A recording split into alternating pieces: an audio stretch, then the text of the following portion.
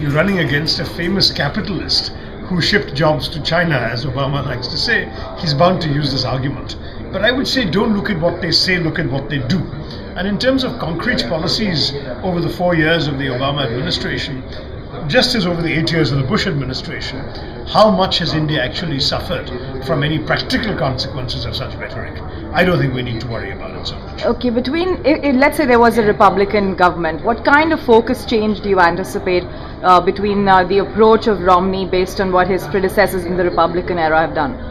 Well, I just don't anticipate as much change as election rhetoric would suggest there will be.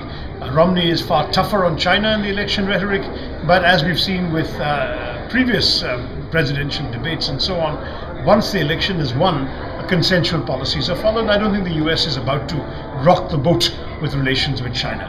Similarly, Obama seems to be more protectionist inclined when it comes to outsourcing and so on, but in practice both sides have seen that there will be a real interest in ensuring that companies' bottom lines are respected. And in America, a company's bottom line will sometimes require farming out work to other countries rather than getting higher paid Americans to do them.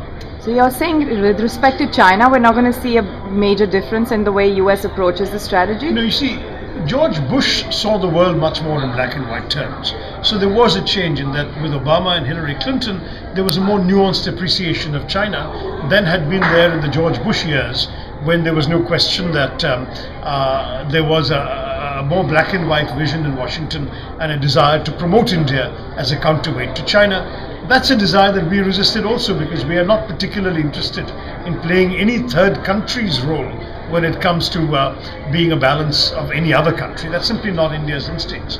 But I think that Romney is going to be somewhat more sophisticated in his awareness of global geopolitics than his Republican predecessor, and I expect his policies in the end to be not much different from Obama's.